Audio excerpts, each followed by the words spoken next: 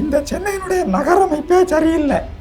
ஏரி ஆக்கிரமிப்பு, வயற்காடு ஆக்கிரமிப்பு, கால்வாய் ஆக்கிரமிப்பு, இதனால தான் சென்னையில் வெள்ளமே வருது. அதாவது டிசம்பர் நவம்பர் மாதங்கள்ல வந்து மழை பெய்ய போகுது, அதுக்கான முன்னெச்சரிக்கை நடவடிக்கைகள் நாங்க எடுக்க போறோம் அப்படின்னு சொல்லிட்டு சென்னை மாநகராட்சியினுடைய மேயரும் முன்னெச்சரிக்கை நடவடிக்கைகள் நாங்க நிறைய செயல்படுத்திட்டு வரோம் அப்படிங்கிற மாதிரி தானே சொல்றாங்க. என்னன்னா இவங்களோட அரசியல் அதை வச்சுதான் அரசியல் பண்ணிக்கிட்டு இருக்காங்க. இதை வெள்ளம் வந்தாதான் நிவாரணம் கொடுக்க முடியும், வெள்ளம் வந்தா நிவாரணம் கொடுக்க முடியும். இப்ப மழை காலத்துக்கு முன்னாடி வந்து ஒரு 4000 கோடி ஒதுக்குனாங்க. அது என்னதான் சார் ஆச்சு? அதாவது 4000 கோடி மட்டும் இல்லை, 4 லட்சம் கோடி ரூபா ஒதுக்குனாலும் உங்களால் வெள்ளத்தை கட்டுப்படுத்த முடியாது. திராவிட கழகங்கள் கையில் ஆட்சி வந்துருச்சு. இனி இந்த திராவிட கழகங்களை தூக்கி போடுங்கிற ஒரு காங்கிரஸே கொடுத்தா சரியா?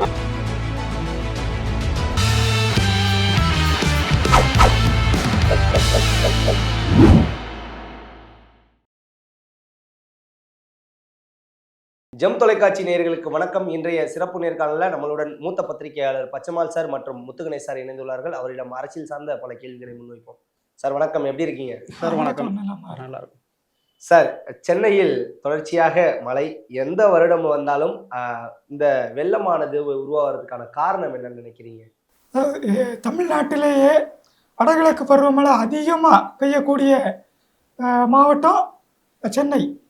மற்ற இங்கே வடக்கு அதிகமாக பெய்யும் அந்த தஞ்சை மண்டலம், காவிரி பாசன மண்டலத்தில் இதை விட கொஞ்சம் குறையா. திருநெல்வேலிக்கு போகும்போது அது இன்னும் குறைஞ்சிருது. அதே போல் மலைப்பகுதிகளில் குறையும், கிழக்கு கடற்கரையில் அதிகமாக இருக்கும், மேற்கு போக போக குறையும்.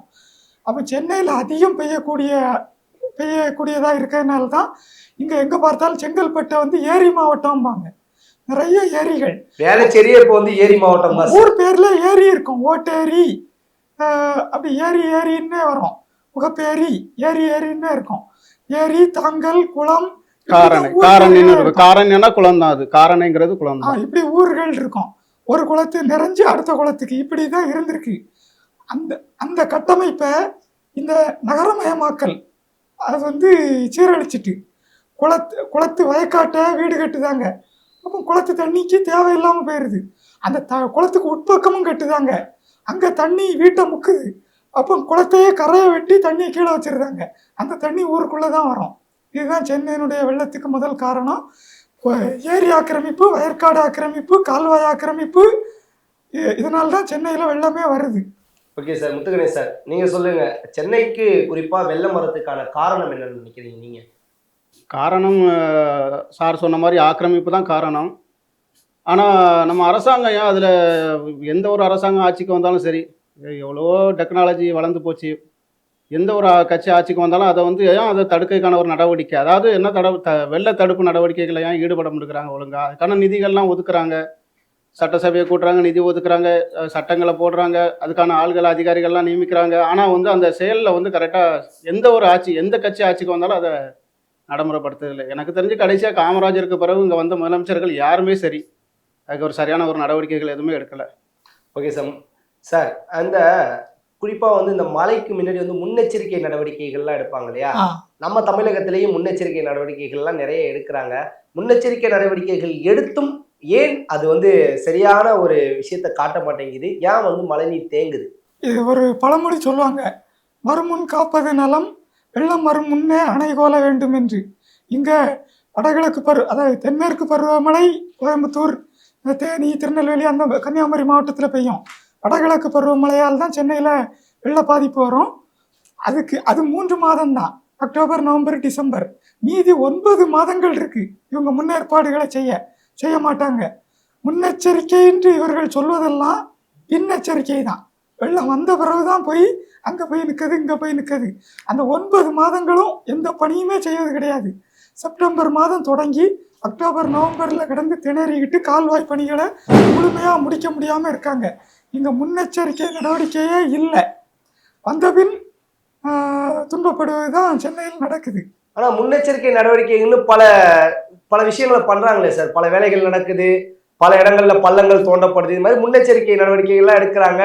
எல்லா இடத்துலையும் பேசும்போது தமிழக முதலமைச்சராக இருக்கட்டும், துணை முதலமைச்சராக இருக்கட்டும், அதாவது டிசம்பர் நவம்பர் மாதங்கள்ல வந்து மழை பெய்ய போகுது, அதுக்கான முன்னெச்சரிக்கை நடவடிக்கைகள் நாங்கள் எடுக்க போறோம் அப்படின்னு சொல்லிட்டு சொல்றாங்க. அது மட்டும் இல்லாம சென்னை மாநகராட்சியினுடைய மேயரும் முன்னெச்சரிக்கை நடவடிக்கைகள் நிறைய செயல்படுத்திட்டு வரோம் அப்படிங்கிற மாதிரி தானே சொல்றாங்க.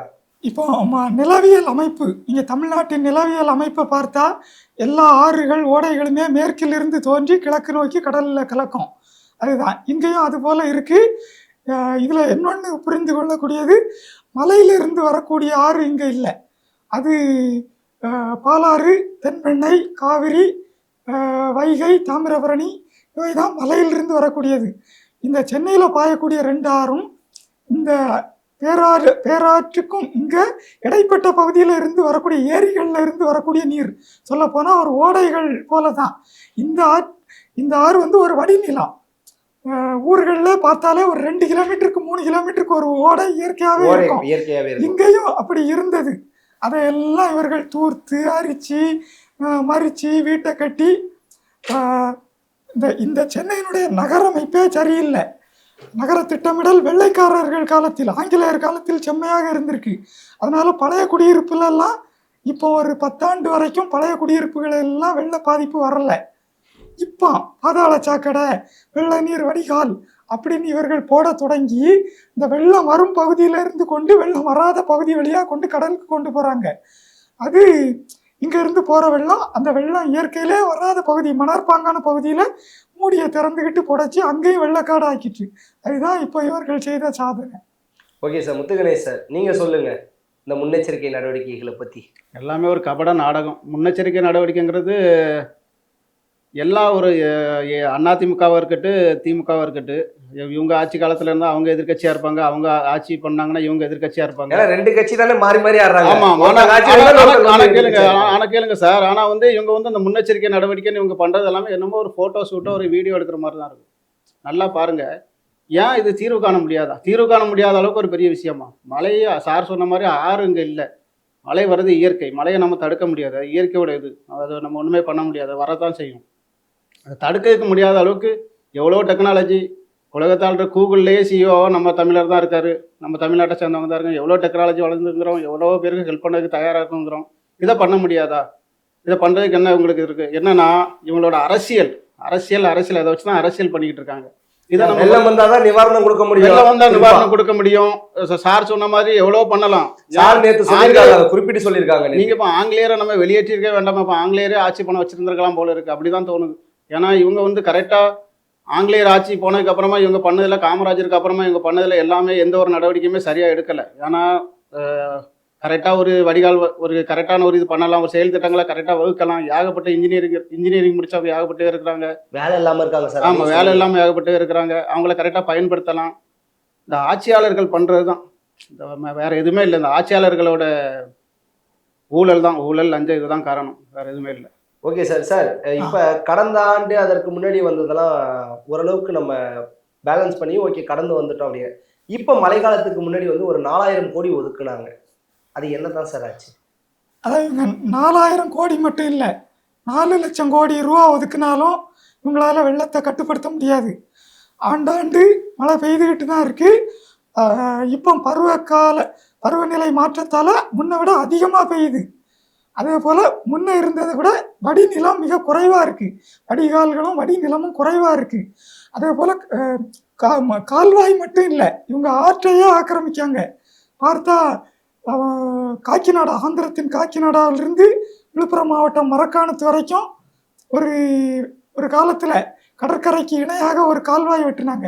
அது பாசன கால்வாய் இல்லை, உள்நாட்டு நீர்வழி போக்குவரத்துக்கான கால்வாய். அதாவது கடலில் படகு போனால் அந்த அடிக்கிற அலையில் புரண்டுறோம், இந்த நீர்வழி கால்வாயில் படகு போனால் அமைதியாக போகும்.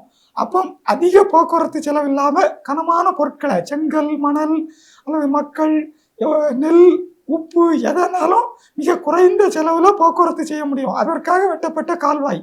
அந்த கால்வாயை வெள்ளையர் போகும் வரைக்கும் அது நல்லா இருந்து, இப்போ வளர்ச்சி என்கிற பேரில் 2000 வாக்கில் அதுக்கு மேலே தான் இந்த கோட்டையிலிருந்து தரமணி வரைக்கும் பக்கிங்காம் கால்வாயை ஆக்கிரமித்து பறக்கும் ரயில் விட்டாங்க. அந்த தூண்கள் ஆக்கிரமிப்பு அதில் ஆக்கிரமிச்சிட்டாங்க. இப்போ இன்னொன்று, மதுரவாயிலிருந்து துறைமுகத்துக்கு ஒரு பறக்கும் சாலை திட்டம், அது பறக்கும் சாலைன்னு தான் அது பூமியோட ஒட்டாம மேலே கூடி பறந்துடாது. அது ஆற்றுக்கு ஆற்றுக்கு நடுவில் பெரிய பெரிய தூண்களை எழுப்பி, தூண் மட்டும்தான் அது நீருக்கு இடையூறு இருக்காது. அந்த தூணை எழுப்பதற்கு பெரிய பெரிய கட்டிட இடிபாடுகளை எல்லாம் கொண்டு முதல்ல ஆற்றுக்குள்ள போட்டு தூண்களை எழுப்புதாங்க.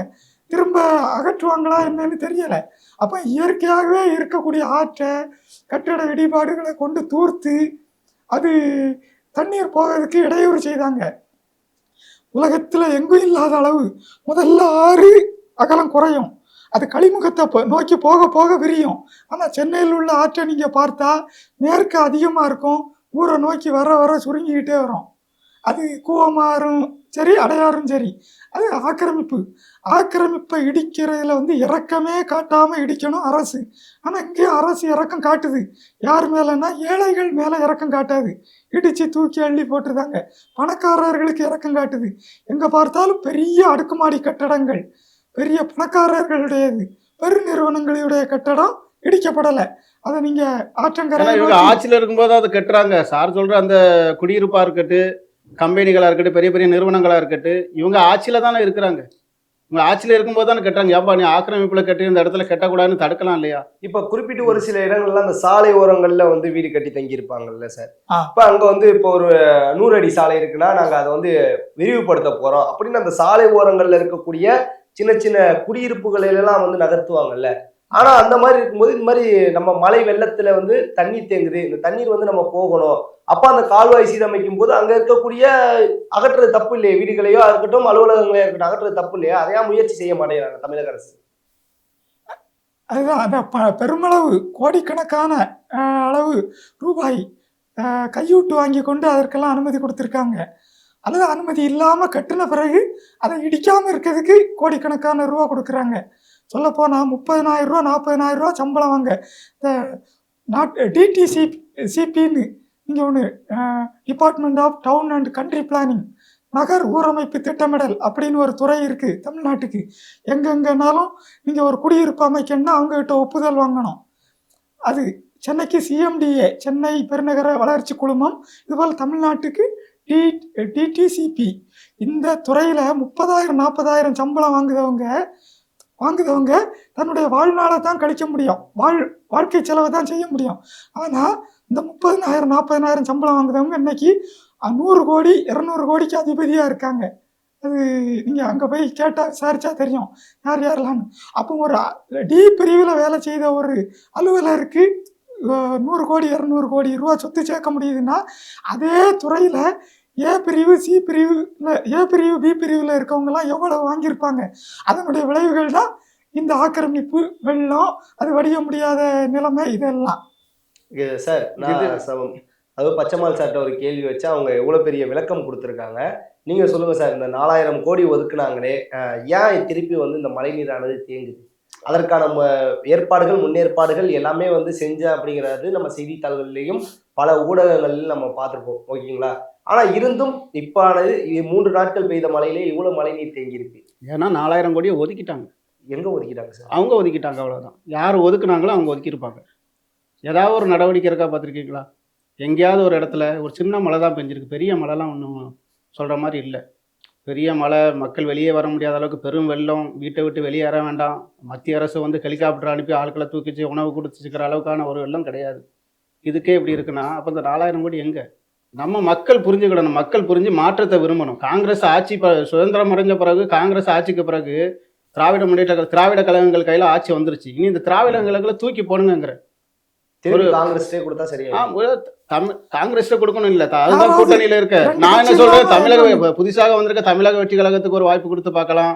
இல்ல நாம் தமிழர் கட்சி சீமான், அவரு இயற்கை வளத்தை பத்தியும் இந்த தமிழ்நாட்டை பத்தியும் இந்த மாநிலத்தை பத்தியும் அவளை நேசிக்கிறாரு, அவளை பேசுறாரு, அவரை நம்ம எல்லாம் ட்ரோல் பண்றோம். இதுதான் நம்மளோட வேலை. அவருக்கு ஒரு ஆதரவு கொடுக்கலாம். என்னன்னா மாற்றத்தை நம்ம மக்கள் ஃபர்ஸ்ட் விரும்பணும். விரும்பலன்னா இப்படிதான் 4,000 கோடி 40,000 கோடி ஒதுக்கினாலும் ஒதுக்கிட்டு தான் இருப்பாங்க. இவங்களும் கேட்க முடியாது. மழை முடிஞ்ச பிறகு நம்ம வேலையை பார்ப்போம்னு சொல்லி போயிட்டு தான் இருப்போம். இது தொடர்ந்து நடந்துகிட்டு தான் இருக்கும். மக்கள் இந்த திமுக அண்ணா திமுக இதெல்லாம் தூக்கி போட்டுட்டு மாற்றத்தை நோக்கி வாக்களிக்கணும். ஓகே சார், எலெக்ஷனை நெருங்கி இந்த மழை வந்திருக்க ஒரு பெரிய பாடம். இந்த பாடத்தை புரிஞ்சுக்கிட்டு மக்கள் கண்டிப்பா அந்த ஆட்சிகள் அகற்ற. நம்ம அரசியல் கட்சி சார்பா நம்ம யோசிக்கும் போது பச்சைமால் சார் நேற்று சொன்னது மாதிரிதான், வெள்ளம் வந்தா இப்போ வந்து அதுக்கு ஒரு நிவாரணத்தை கொடுத்து நம்ம அதிகப்படியான கொடுத்தோம்னா தேர்தலுக்கு நமக்கு ஓட்டு வந்துடும் அப்படிங்கிற ஒரு நோக்கத்துல யோசிப்பாங்க இல்லையா? நேற்று பேசும்போது பச்சைமால் சார் இந்த அப்போ இது விஷயத்தை தொடரதான் சார், இது தொடரதான் செய்யும் சார், வேற வழி இல்லை சார். ஏன்னா நம்ம நம்மகிட்ட இருந்து நம்ம மாற்றத்தை உருவாக்கலைன்னா இவங்க வந்து இதை தொடர்ச்சியாக பண்ணிக்கிட்டு தான் இருப்பாங்க. இதே மாதிரி நிதி ஒதுக்குவாங்க, திரும்பியும் மழை வரும், திரும்பியும் மக்கள் தத்தளிப்பாங்க. இது தொடர்ந்து நடந்துக்கிட்டு தான் இருக்கும். மாற்றத்தை விரும்பணும்னா நம்ம ஒரு நல்ல கட்சி, யார் யார் வந்தால் நல்லது பண்ணுவாங்க, யார் வந்தால் எல்லாம் கரெக்டாக நடக்கும், யார் வந்தால் கரப்ஷன் ஒழியும், யார் வந்தால் ஊழல் ஒழியும் அப்படின்னு பார்த்து வாக்களிக்கணும். Okay sir. பச்சைமால் சார், இப்போ குறிப்பா மழை வந்தாவே அந்த அடையார் ஆற்றங்கரை பகுதிகளில் வீடு கட்டப்பட்டுள்ள இப்போ போன ஆண்டு கூட நீங்க பாத்தீங்க அப்படின்னா இந்த அனகாபுத்தூர் இந்த சைட்லேருந்து குறிப்பா வந்து அதிகப்படியாக வருடம் வருடம் பாதிக்கப்பட்டு இந்த சைதாப்பேட்டை ஒட்டி அந்த ஆற்றங்கரை ஒட்டி உள்ள பல பகுதிகள் வந்து பாதிக்கப்படுது. இதை நம்ம பார்க்குறோம். ஆனா அதுக்கான முயற்சிகள் ஏன் வந்து தமிழக அரசு ஏன் எடுக்க மாட்டேங்குது? ஏன்னா அது வந்து அமைச்சரோட தொகுதி வாக்கு அரசியல். அந்த ஆக்கிரமிப்பாளர்கள், அந்த மக்கள் அடுக்குமாடியில் இருப்பதை விட அந்த குடிசை பகுதியில் தான் வாக்குகள் அதிகம் இருக்கு. அவர்கள் வாக்குகள் தனக்கு கிடைக்கணும், அதனால அப்புறப்படுத்தாம இருக்காங்க. அந்த காலத்துல புறம்போக்கு நீர்நிலை புறம்போக்குகள்னு சொன்னது ஒரு மிக அதிகமா நம்ம எண்ணி பார்க்க முடியாத அளவு மழை பெய்தாலும் அந்த ஆற்றிலையோ ஓடையிலையோ எந்த அளவுக்கு தண்ணி ஏறி பாயும் அந்த அளவுல ஒரு கல்லை நட்டு அது வரைக்கும் ஆற்று புறம்போக்கு இருக்கு, கால்வாய் புறம்போக்கு இருக்கு, நீர்நிலை புறம்போக்கு இருக்குன்னு எல்லை குறிச்சு வச்சிருக்காங்க. அந்த கல்லுக்கு இங்க எந்த வகையான ஆக்கிரமிப்பும் செய்யக்கூடாது. வீடோ இல்லை அரசே ஒரு சாலையோ பாலமோ கட்டடமோ எதுவுமே கட்டக்கூடாது. அப்போதான் அந்த நீர் போவதுக்கு தடங்கல் இருக்காது. இதுதான் நடைமுறை. பொதுவாகவே நீரை வந்து பெய்யும் மழையெல்லாம் தேய்க்கிறவும் முடியாது, அதே போல் பெய்யும் மழை நீரை எல்லாம் வடிய வைக்கவும் கூடாது. பெய்யும் மழை நீரில் ஓரளவு தேக்கினாதான் அது பாசனத்துக்கு பயன்படும். கோடையில் தண்ணீர் இருக்கும். எல்லாமே வடிஞ்சு போயிட்டாலும் கடைசியாக இருக்க வடிநில பகுதியில் பேரழிவை ஏற்படுத்தும். அதன்படி தான் இங்கே கட்டமைப்புகள் இருக்கு. அதை தேக்குறாங்க, மறுகால் வழியே தண்ணி போகும், ஆற்றில் கலக்கம் போகும். இந்த கட்டமைப்புகளில் எங்கெங்கெல்லாம் இடையூறு இருக்கோ அப்பெல்லாம் வெள்ளம் தான். சென்னையை பொறுத்தளவில் எல்லா இடத்தையும் தார் அல்லது காங்கிரீட், சிமெண்ட் காங்கிரீட் போட்டு மூடினது தான் வெள்ள பேரழிவுக்கு முதல் காரணம். ஒரு வீடு இருக்கு, ஒரு கட்டடம் இருக்கு, ஒரு பள்ளிக்கூடம் இருக்குன்னா வெறும் தரை இருக்கணும். அந்த கட்டுமான பரப்பு போக மற்ற இடம்லாம் வந்து வெறும் மண் பரப்பு இருக்கணும். இங்க எங்கேயாவது புதுசா கட்டக்கூடிய இடங்கள்ல அங்க எதுவும் இருக்குதா? முதல்ல தரையை காங்கிரீட் போட்டு மூடி விட்டு தான் அதுலதான் கட்டுமானங்களை எழுப்புதாங்க. அதுதான் சென்னையின் வெள்ள பேரழிவுக்கு முதல் காரணம். இவங்க மூடுவதனால அவர்களுக்கு வெள்ளம் உள்ள போகாது. அவர்களுக்கு கட்டடத்துல வரக்கூடிய தண்ணி வெளியேறி யார் உயரமா தன்னுடைய தளத்தை உயர்த்தலையோ அவங்க இடத்துக்கு இந்த தண்ணி போயிடும். அதுதான் ஒரு 30 சென்டிமீட்டர் மழை பெய்யுதுன்னா எல்லா இடத்துலையும் 30 சென்டிமீட்டர், உயரமான இடத்துல உள்ள 30 சென்டிமீட்டர் அங்கே நிற்காது, அது பள்ளத்தை நோக்கி போகும். அங்கே ஏற்கனவே இருக்கிற 30 சென்டிமீட்டர் கூட இந்த மேட்டில இருந்து வர 30 சென்டிமீட்டர் கூடும். அப்போ 60 சென்டிமீட்டர் வெள்ளத்தில் அது முங்கும். இதுதான் சென்னையினுடைய வெள்ள சீரழிவுக்கு காரணம். ஓகே சார், சார் சொன்னது கரெக்டு தான். ஆனால் சிங்கப்பூர்லேயும் எல்லா இடமும் உங்களுக்கு சிங்கப்பூரில் பார்த்தீங்கன்னா எல்லா இடமே காங்கிரீட் தான் போட்டிருக்காங்க. ஆனால் வடிகால் முறை அங்கே வந்து ஊழல் இல்லை, லஞ்சம் இல்லை, கரெக்டாக போயிட்டு இருக்கு. தண்ணி வடிஞ்சு போகிற இடத்துல கண்டிப்பாக அடைப்பு இருக்காது. கார்பரேஷனில் ஒர்க் பண்ணுறவங்க கரெக்டாக ஒர்க் பண்ணியிருப்பாங்க, சானிடேஷன் ஒர்க் பண்ணுறவங்க கரெக்டாக ஒர்க் பண்ணியிருப்பாங்க. குப்பை போய் அடைக்காது, தண்ணி எங்கே வடியணுமோ அங்கே வடிஞ்சு அங்கே போயிட்டு இருக்கும். இங்கே எல்லாமே கரப்ஷன் ஊழல், மெயின் காரணம் கரப்ஷன் ஊழல் தான் சார். ஓகே சார், சென்னையோட பூர்வக்குடி மக்கள் பாதி பேரை வந்து இங்கேருந்து கொண்டு போய் கண்ணை நகர், செம்மஞ்சேரி அந்த மாதிரியான இடத்துல வந்து இடம்பெயர்ந்து வச்சாங்க. ஆனால் வந்து இந்த ஆற்றங்கரை ஒட்டி உள்ள இந்த மக்கள், அதாவது குறிப்பாக சொல்லணும்னா ஒன்று ஆற்றங்கரையை தூய்மைப்படுத்தணும், கொஞ்சம் அகலப்படுத்தி அந்த ஆற்றங்கரை ஒட்டி ஒரு எத்தனையோ பில்டிங் கட்டுறோம், ஒரு சுவர் கட்டலாம் இல்லையா, அதுக்கான நடவடிக்கை எடுக்க மாட்டாங்க. வருடந்தோறும் நம்ம பார்த்தோம்னா சைதாப்பேட்டையெல்லாம் வருடந்தோறும் வந்து தண்ணி வெள்ளத்தில் வந்து முழுகிற காட்சியை நம்மளால பார்க்க முடியுது. இல்லை, இப்போ ஆக்கிரமிப்பெல்லாம் அகற்றிட்டாங்க.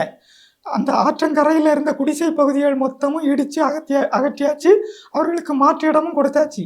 இப்போ இங்கே ஆக்கிரமிப்பாக இருப்பதெல்லாம் பெரு நிறுவனங்கள். சொல்லப்போனால் கூவம் ஆற்றில் அமைந்த கரை அந்த பாலத்துக்கிட்ட இருக்க ஒரு பெரிய மால், அதுபோல் சைதாப்பேட்டை ஆற்றுக்கிட்ட இருக்கக்கூடிய ஒரு பெரிய அடுக்குமாடி கட்டடம், அதை கிராண்டாக பெரிய அளவில் கட்டியிருக்க அடுக்குமாடி கட்டடம், இப்படிப்பட்டவர்கள் தான் இப்போ ஆக்கிரமிச்சிருக்காங்க. அந்த எளிய மக்களை எல்லாம் எப்போதும் அகற்றி கொண்டு போயிட்டாங்க. அவர்களால் அவர்களுடைய குடிசை கூட வெள்ளம் வரும்போது குடிசையை இடிச்சிட்டு போயிடும், ஆக்கிரமிப்பாக இருக்காது. ஆனால் இவர்கள் வலுவான தடுப்பு சுவர் கிட்டத்தட்ட ஆற்றுக்கு குறுக்க அணை கட்டுத இடத்துல கூட அவ்வளோ வலுவான அணை கட்ட மாட்டேங்காங்க. இந்த கட்டடங்களுக்கு தண்ணி பெயரக்கூடாதுன்னு வலுவான தடுப்பு சுவரியை கட்டி தான் இருந்தாங்க. இது போல் இப்போ திருவேற்காட்டுக்கிட்ட G2 நிறுவனம், திருவேற்காடு ஊருக்கு போகிற பாலம், இந்த சென்னை மும்பை நெடுஞ்சாலையிலிருந்து திருவேற்காட்டு ஊருக்கு போகிற பாலத்துக்கிட்ட G2 நிறுவனம் ஒரு பெரிய ஆக்கிரமிப்பை செய்து ஆற்றுக்குள்ளே சுவர் கட்டி ஆக்கிரமித்து கட்டடம் கட்டிருக்கு. இப்படி பெருநிறுவனங்கள் கிட்ட நடவடிக்கையை முதல்ல காட்டணும். இப்போ ஏழை எளிய மக்களை எல்லாம் அகற்றிட்டாங்க. கிட்ட குட்டி கட்டும்போது என்ன பண்ணிட்டு இருந்தாங்க? ஆக்கிரமிப்பு கட்டிட்டாங்க. கெட்டும்போது என்ன பண்ணிட்டு இருந்தாங்க? ஆத்துக்குள்ள கட்டுறது தெரியதானே சார் செய்யும். ஆத்துக்குள்ளதான் கட்டுறாங்கன்னு தெரியும். கெட்ட விடாம தடுக்கலாம் இல்லையா? அப்ப என்ன, இங்க எல்லாமே பணம் தான். என்னன்னா மக்கள் மேல மக்கள் நலன் மேல எந்த ஒரு இதுவும் கிடையாது. மழை வரட்டு அவங்களுக்கு என்ன, அவங்க நல்ல ஒரு ஏசி ரூம்ல படுத்திருக்க போறாங்க. கஷ்டப்படுற மக்கள் தான் கஷ்டப்பட போறாங்க. அவங்களுக்கு ஒரு கவலையும் இல்லை. புது கட்சிகள் இப்போ என்ன சொல்றது, இப்போ ஓபிஎஸ் போய் புது கட்சி 15ஆம் தேதி ஒரு மாற்றம் வருங்கிறாரு, ஒரு எதிர்பார்க்கலாங்கிறாரு. இவர் கட்சி தொடங்கி இவரெல்லாம் ஆட்சியில் இவர் 3 முறை டெம்பரவரி முதலமைச்சராக இருந்தார். அவர் ஆட்சி காலத்திலையும் சென்னை இப்படி தான் இருந்து, எடப்பாடி பழனிசாமி ஆட்சி காலத்திலையும் இப்படி தான் இருந்து, ஜெயலலிதா ஆட்சி காலத்திலையும் இப்படி தான் இருந்து, கலைஞர் ஆட்சி காலத்திலையும் இப்படி தான் இருக்குது. இன்னைக்கு ஸ்டாலின் ஐயா ஆட்சி காலத்திலையும் இது தொடருது. இது இப்படி தான் தொடரும். இதை மாற்றணும்னா முதல்ல நம்மகிட்ட இருந்து மாற்றத்தை உருவாக்கிடுவோம் சார். மக்கள் புரிஞ்சுக்கிட்டு இந்த மாற்றத்தை உருவாக்கணும். வாக்கு அளிக்க வேணாங்கிற, வாக்கே அளிக்க வேணாம். வாக்களிக்காம புது கட்சிகளுக்கு ஒரு நல்ல வாய்ப்பை கொடுக்கலாம். சமூக ஆர்வலர்களுக்கு, சமூக நலனை பற்றி பேசுறவங்களுக்கு கொடுக்கலாம். இல்லைன்னா இங்கே இது தொடர தான் செய்யும் சார், வேறு வழி இல்லை சார். இப்போ குறிப்பாக நம்ம சொல்லணும் அப்படின்னா, இப்போ சென்னையுடைய மாநகராட்சியினுடைய மேயர் அவர்கள் இந்த வெள்ளத்துல எல்லாம் நேரில் பார்வையிடுற காட்சிகளை நம்ம பார்க்குறோம். அதை பற்றி என்ன நினைக்கிறீங்க? அதாவது ஒருவர் பார்த்தாலே தண்ணி வத்திராது, பார்த்தாலே தண்ணி இறைச்சிட முடியாது. அந்த நீரியல் அறிவு வேணும் அவங்களுக்கு. அதாவது நீரியல் அறிவு மாநகரத்தில் உள்ளவர்களுக்கு, பெரும்பாலும் மாநகரத்தில் உள்ளவர்கள் என்ன நினைக்கிறாங்கன்னா, மழை அதிகம் பெய்துட்டுன்னா இயல்பு வாழ்க்கை பாதிப்பு இப்படின்னு நினைக்கிறாங்க. இல்லை, மழையும் பெய்தாதான் எல்லாரும் வாழ முடியும் அப்படின்னு நினைக்கணும். இயற்கையாக பெய்த மழையை வடிவதற்கான வடிகால்கள், வடிநிலங்கள் இங்கே இயற்கையிலே இருந்து அது எவ்வளவு ஆக்கிரமிக்கப்பட்டிருக்கிறது என்பதற்கு ஒரு சின்ன எடுத்துக்காட்டு சொல்கிறேன். ஒவ்வொரு ரயில் பாதையும் அமைக்கும் போது அது எங்கேருந்து தொடங்குது, எங்கே முடியுது, அது வரைக்கும் உள்ள பாலங்களை அவங்க இலக்கமிட்டிருப்பாங்க. 1வது பாலம், 2வது பாலம், 3வது பாலம், ஒவ்வொரு பாலத்துக்கும் இலக்கமிட்டு அது சிறு கல்வெட்டா, மைனர் சிறு பாலமா, பெரிய பாலமா, ஆற்று பாலமா, இதெல்லாம் குறித்து வச்சுருப்பாங்க. அது மட்டும் இல்லாமல் அந்த பாலத்தில் தண்ணி எந்த திசை நோக்கி போகும் அம்புக்குறி போட்டிருப்பாங்க. கிழக்கு நோக்கி பாய்ந்தா அங்கேருந்து இங்கே அம்புக்குறி, மேற்கு நோக்கி பாய்ந்தா அங்கேருந்து அங்கே அம்புக்குறி, அப்படி போட்டிருப்பாங்க. இன்னைக்கு சென்னை கடற்கரையிலிருந்து தாம்பரம் வரைக்கும் உள்ள இந்த பால எண்களை நீங்கள் பார்த்தா ரயில் தண்டவாளங்களில் அந்த பாலத்துக்கான கல்வெட்டுக்கான அடையாளம் இருக்கும். அது கிழக்கும் மேற்கும் அதற்கான வழி இருக்கானா இல்லை. அப்போ இத்தனை பாலங்கள், இத்தனை தண்ணீர் வடியக்கூடிய கால்வாய்கள், வாய்க்கால்கள் அது ஆக்கிரமிக்கப்பட்டிருக்கு. அது ரயில்வே இடத்துல தண்டவாளம் வரைக்கும் தான் ரயில்வே நிலம். அவங்க இடத்துல ஆக்கிரமிக்க முடியலை. அதுக்கு கிழக்கும் மேற்கும் உள்ள 2 பக்கமும் உள்ள இடங்களை காக்க வேண்டியது மாநகராட்சியின் பொறுப்பு, இல்லை பொதுப்பணித்துறையின் பொறுப்பு. அவங்க என்ன செஞ்சாங்க, இந்த 75 ஆண்டு காலமாக இங்கே இருந்து தண்ணி அங்கேருந்து நுழையணும், இங்கேருந்து போகணும், அந்த வழியை எங்கப்பா அப்படின்னு இன்னைக்கு தேடி பார்த்தா நிறையா கால்வாயை காணவில்லை. அப்படிதான் விளம்பரம் கொடுக்கணும் மாநகராட்சி. அதனால் இந்த மேயருக்கு இங்கே எத்தனை ஆறுகள் இருக்குது, அவங்ககிட்ட போய் இப்போ இதில் இந்த 2 ஆறு பாயுது, எது அடையாறு எது கூவான்னு கேட்டால் தெரியுமான்னு தெரியலை. ஏன்னா நிறைய மக்களுக்கே, நிறைய கல்வியாளர்களுக்கே, பெரிய பெரிய ஆட்களுக்கே போய் எந்த ஒரு கால்வாயோ ஆற்றையோ கேட்டாலும் எல்லாவற்றையுமே கூவான்னு சொல்லக்கூடிய வழக்கம் இருக்குது. சென்னையில் தெற்க பாய்வது அடையாறு, வடக்க பாய்வது கூவம். இந்த அடிப்படை அறிவு நிறைய பேருக்கு தெரியல. நம்ம மேயருக்கும் தெரியுமான்னு தெரியலை. அந்த அந்த ஆற்றில் எத்தனை கால்வாய்கள் போய் சேருது, அது எந்த பகுதியிலிருந்து தண்ணீரை இழுத்துட்டு வருது, அதில் உள்ள தடங்கல்கள் என்ன, அதுக்கு குறுக்க கட்டப்பட்ட பாலங்கள் என்ன, அந்த கால்வாயினோட அகலமும் அந்த பாலத்தின் அகலமும் சரியா. சொல்லப்போனால் விருகம்பாக்கம் கால்வாய் மேற்க சின்மயாநகர் கோயம்பேட்டில் அகலமாக இருக்குது. அது கலக்கக்கூடிய இடம் சூளைமேட்டில் அது கூவாற்று கூட கலக்கக்கூடிய இடத்துல பார்த்தா கால்வாய் கொஞ்சம் குறை, கால்வாயே எங்கே போகுதுன்னு தேட முடியலை, அந்த அளவு குறை. அப்போ தொடங்கக்கூடிய இடத்துல அதிகமாக இருக்குது, சேரக்கூடிய இடத்துல குறையா இருக்குது. அப்போ அது வழியில் வர வர வர வர தண்ணீர் கூடும். அந்த கூடுதலான தண்ணி கலக்கணும்னா கூடுதலான அகலம் வேணும். இயற்கைக்கு மாறாக இருக்கு. இதையெல்லாம் என்னைக்கு இவங்க ஒரு பரிந்துரையாவது செய்யணும். இவ்வளவு இடிக்கிறதுக்கு பரிந்துரைக்கிறேன், அதை செய்யணும். சும்மா போய் போய் எட்டி பார்த்ததும் தண்ணி குறைஞ்சிடாது. அல்லது மோட்டாரை வச்சு இவங்க வடிய வைக்காங்க. மோட்டார்களை பயன்படுத்துகிறோம் தண்ணீரை உரியன்னு. மோட்டார் என்ன நேரடியாக இங்கே இழுத்து கடல் வர விட்டுருதாங்களா? இல்லை. இந்த தெருவிலேருந்து அந்த தெரு, அந்த தெருவிலேருந்து அந்த தெரு. இது சும்மா ஒரு கண் துடைப்புக்காக தான் பயன்படுத்த முடியும். வெள்ளம் ஒருபோதும் குறையாது. சார், இப்போ குறிப்பாக சென்னையை பொறுத்த வரைக்கும் இந்த வெள்ள நீரானது குறிப்பிட்டு ஒரு சில இடங்களை இது பண்ணுதுன்னா, இந்த பூந்தமல்லி, வேளச்சேரி, வட சென்னையில் ஒரு சில பகுதி, இந்த பகுதிகளுக்கெல்லாம் அதிகமதியான பாதிப்பு வந்து ஏற்படுது. இதை எப்படி பார்க்குறீங்க? எதனால் இது இங்கே மட்டும் குறிப்பிட்டு இந்த இடங்கள் மட்டும் ஏன் அதிகம் பாதிக்கப்படுது? இது வேளச்சேரி பகுதியே இப்போ இப்போ கூட அங்கே ஒரு பெரிய அடுக்குமாடி குடியிருப்பு கட்டைக்கு அனுமதி கொடுத்துட்டு அதை உயர்நீதிமன்றம் ரத்து பண்ணது. சதுப்பு நிலம். ஆமாம், ராம்சார் நிலம் சதுப்பு நில பகுதின்னு. வேளச்சேரி ஒரு சதுப்பு நில பகுதி. அரிய பறவைகள் இருக்குது, அரிய நீர்த்தாவரங்கள் இருக்கக்கூடிய இடம். அதில் இவ்வளவு ஆக்கிரமிப்பை அரசு அனுமதிச்சிருக்கக்கூடாது. அதை அனுமதிச்சிருக்கக்கூடாதுன்னு கட்டின பிறகு இன்று வரை அனுமதித்து கொண்டு தான் இருக்கிறார்கள். அதனுடைய விளைவுகள் அங்கே வெள்ளம் தான் வரும். இதுபோல் வட சென்னையிலையும் நிறைய ஆக்கிரமிப்பு. அந்த பக்கிங்காம் கால்வாய் கரைகளில் ஆக்கிரமிப்பு, ஊருக்குள்ளேயும் ஏற்கனவே இருந்த சாலைகள் அகலமாக இருக்குது, போக போக குறுகிட்டே போகுது. நீங்கள் மற்ற நகரங்கள் மும்பை, பெங்களூர், திருவனந்தபுரம் இப்படி நகரங்கள் போய் பார்த்தா ஒரு சாலை தொடங்கும் இடத்துல எவ்வளவு அகலம் இருக்கோ அதே அகலம் கடைசி வரை இருக்கும். சென்னையில் அப்படி பார்த்தா எந்த சாலையுமே முதல்ல தொடக்கம் முதல் முடிவு வர தேவையான அகலம் இருப்பதில்லை. ஒரு 20 ஆண்டுக்கு முன்னே இருந்த அகலம் இப்போது இருப்பதில்லை. முதல்ல இருக்காங்க, கடைகள் ஆக்கிரமித்துக்கிட்டே வராங்க. அந்த ஆக்கிரமிப்பை அகற்றாமல் அதுக்கு உள்ளே கொண்டு நடைபாதை அமைப்பது, அதுக்குள்ளே வடிகால் அமைப்பது, இப்படி சுருக்கிக்கிட்டே வர்றாங்க.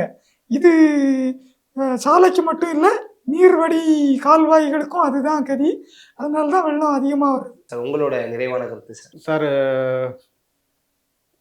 அந்தந்த பகுதியில் இப்போது டெவலப்மெண்ட்டை பற்றி பேசுனாங்க. டெவலப்மெண்ட்டுனா இப்போ ஒரு சிட்டிங்கிறது டெவலப் ஆகத்தான் சார் செய்யும். நம்ம தான் அதுக்கு ரெடி ஆகிக்கிடணும். எப்படின்னா நகரமய மக்கள் இப்போ சென்னை இருக்கு சார், டிசம்பர் மாதம் வந்தால் போட்டு வாங்கி வச்சுக்கணும் அப்படி சொல்ல வரல சார். அப்படி இல்லை. நான் என்ன சொல்கிறேன்னா, அந்த இப்போது சிங்கப்பூரும் ஆரம்பத்தில் ஒரு சின்ன ஊராக தான் இருந்திருக்கும். இன்னைக்கு பெரிய ஊராக ஆகும்போது அங்கேயும் ஏற்கனவே சிங்கப்பூரை சுற்றி வயல்வெளிகள், சிங்கப்பூரை சுற்றி விவசாய நிலங்கள் இருந்திருக்கும், சிங்கப்பூரை சுற்றி ஏரி குளங்கள் இருந்திருக்கும். அதெல்லாம் இன்றைக்கி வந்து நகரமயம் போகும்போது அதெல்லாம் இல்லாமல் தான் போகும். ஆனால் அவங்க அதுக்கான கட்டுமானங்களை அந்த கட்டுமானங்களை கரெக்டாக ஒரு ஊழல் இல்லாமல், ஒரு லஞ்சம் இல்லாமல், ஒரு கரெக்டான ஒரு இதில் பண்ணியிருப்பாங்க. அந்த மாதிரி இங்கே நம்ம பண்ணிக்கணும் வேறு. ஏன்னா இப்போ பழைய சென்னைனா வட சென்னை மட்டும்தான். இன்றைக்கி தென் சென்னை, இன்றைக்கி செங்கல்பட்டு வரைக்கும் சென்னை ஆயிடுச்சு.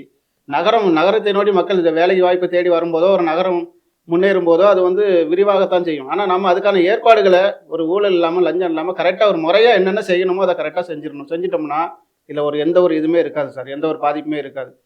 ஏன்னா அங்கெல்லாம் பாதிப்பு இல்லையே, நம்மகிட்ட தானே அந்த பாதிப்பு இருக்குது. நம்ம அந்தளவுக்கு ஒன்றும் டெவலப் ஆகலை. இப்போமே நம்ம அதை கரெக்டாக பண்ணலாம். அங்கே பண்ணுறது இல்லை சரியாக. யாருமே எந்த ஒரு ஆட்சியாளரும் அதை பற்றி கவலைப்படுறது இல்லை. மழை வந்தால் பார்த்துக்கலாம், முன்னாடி ஒரு சின்ன அறிவிப்பு, பின்னாடி மழைக்கு பின்பு ஒரு அறிவிப்பு, நேரில் போய் பார்க்குறது, சின்ன சின்ன உதவி கொடுக்கறது, சாப்பாடு போட்டால் நம்ம மக்கள் வந்து சாப்பிட்டுட்டு போயிடுவாங்க. இதான் நடந்துக்கிட்டு இருக்குங்க. சிறப்பான தகவலுக்கு நன்றி. மீண்டும் நாளை விவாதிப்போம் சார். நன்றி சார்.